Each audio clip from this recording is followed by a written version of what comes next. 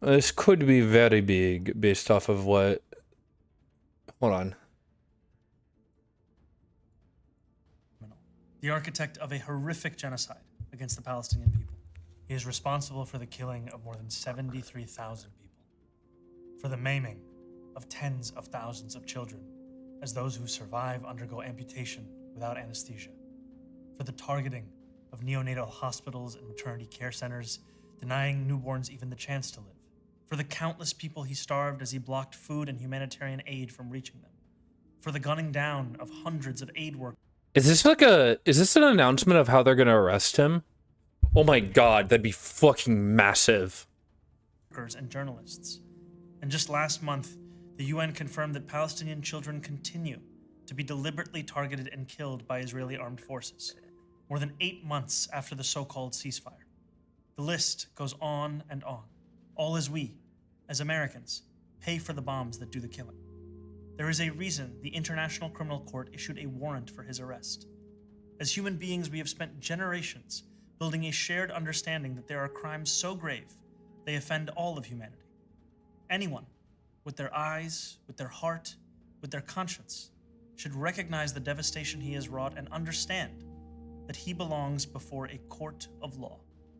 As I've said, I agree with the ICC that Benjamin Netanyahu should be arrested and tried for his crimes, as I do for anyone else charged by the ICC.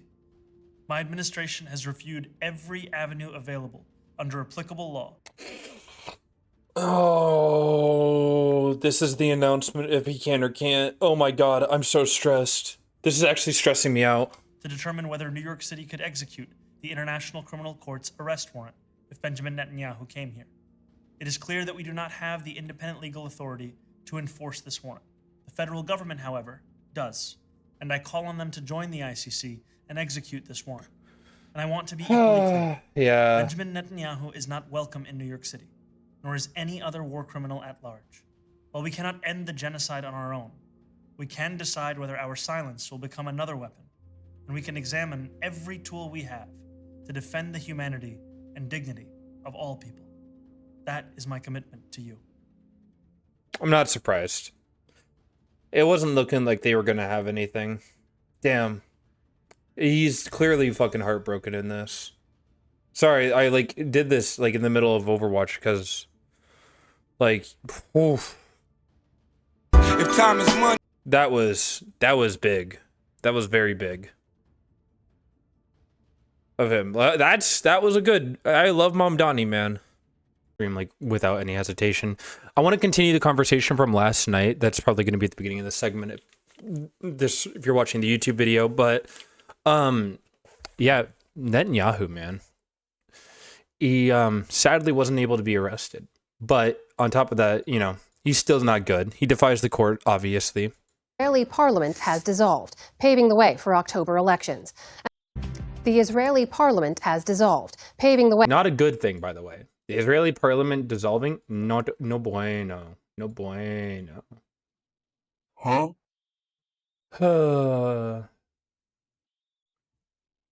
Yeah, Netanyahu's not... People do not like Netanyahu. Oh, what's up, Commander? It's been a minute. Way for October elections. And the country's longest-serving leader is bracing for one of his toughest ever re-election. He's probably going to get re-elected. It's not going to be a legal re-election. It is not going to be a legal re-election. Oh yeah, we are almost to 700 on Twitch. Thank you for noticing. Fights. Benjamin Netanyahu faces questions over his leadership during and since the October 7th Hamas attacks. That includes questions about a Hamas that's funded by Netanyahu. New constitutional We crisis. know he funded them, by the way. This isn't a question anymore. We know this is true. It's pretty much everything but outright said. His government against the judiciary. Producer Carl Bostic in Tel Aviv able to check when I reports started with Arne following? Jeffrey. I can after this. In Israel, dissent is boiling. Hundreds of protesters fill Tel Aviv's Habima Square to voice their disdain for a leader they argue is corrupting Israel's democracy and misleading his own people. There is no government above the law. We are all equal before the law, and all of us have to do what the court says, even if we don't agree with it. Okay, but like, why do 80% of Israelis agree with forcing Palestinians out? Earlier this month, for the first time Why are we showing it like it's not like 80% of Israelis want to force Palestinians out? This is pissing me off. Israeli history, Netanyahu's Likud party said a decision by Israel's Supreme Court can be ignored. The case was about the sale of a news channel to Netanyahu's critics. But retired Supreme Court Justice Ayala Procaccia argues the case is really about democracy, even though retired justices don't usually engage in public criticism. A country in which a governing authority takes the law into its own hands is a country where the seeds of disorder and anarchy are sown. You know, you guys are genociding Palestinians, right? Like, this is what Israelis are upset about. Not the fact that they've been genociding Palestinians for over 40 years, the fact that Benjamin Netanyahu ignored a court order.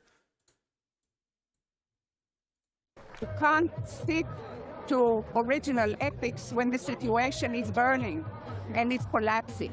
Procaccia was an Israeli High Court justice for more than a decade. She worries Israel's on a slippery slope of democratic backsliding. It's been for decades. The total combination of the anti-democratic activities that have begun.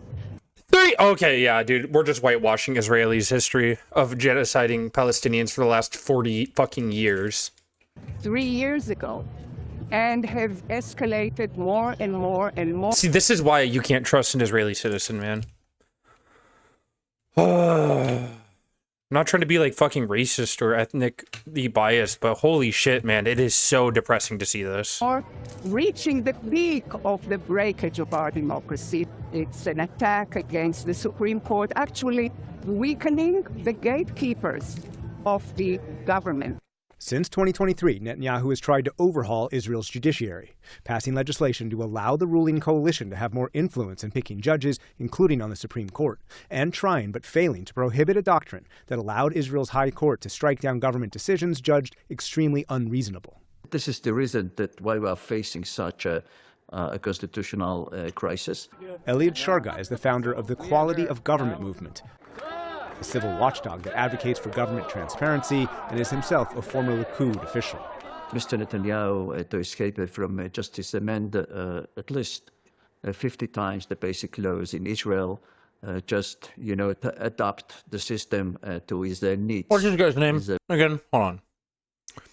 Eliad Sharga. Eliad Sharga. On Palestine.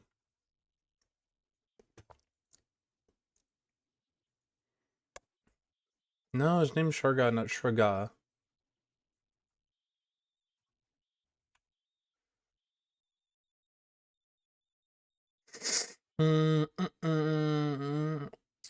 Hired attorney Eliad Sharga to provide a high court petition.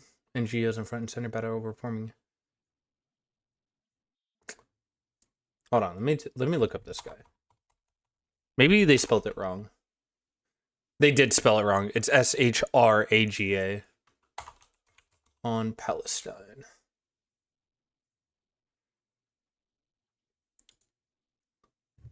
Criticism and crisis in Israel. From the distortion of Zionism seen as European dystopia, Palestine.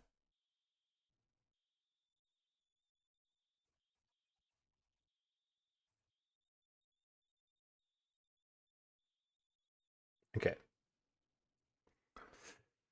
Israeli citizens demonstrating defense of modern democratic state is now in danger. Palestinians in Israel and the occupied territories are brought back to the same question, which touches on the feeling of belonging, which in different ways, for although it is equal intensity, it does not have the same content or the same meaning. Bruno Carcenti's text reads like an introduction to Palestinian philosopher's contribution. But this isn't...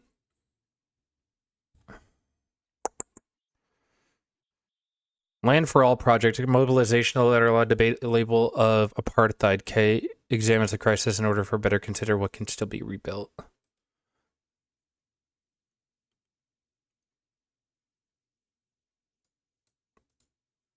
You're such a good streamer, never change. Thank you. Dr. Eliad Shraga. I'm going to look this guy up on another tab just in case. Okay, yeah, this is him. Text me reply Palestine. Nothing.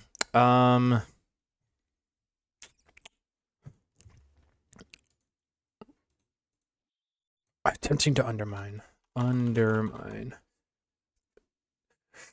Including movement for quality government in Israel with the effect to attempting. Oh, this was Congress of the United States to him. Okay. The government is a group of crooks with no regard for the benefit of Israel. Yeah. So we're not going to call out.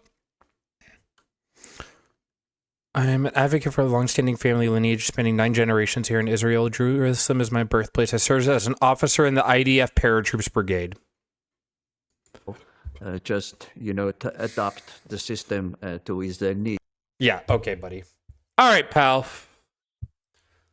Man, this is why I keep saying, like, Israel is, like, at its fundamental level, a broken country that is based on authoritarianism and taking over land. Apartheid. It's an apartheid country. I was looking for the word apartheid and I couldn't find it. But yeah, like, obviously, beyond evil country with beyond evil people. Like, you're an IDF soldier. Of course you're gonna fucking hate them.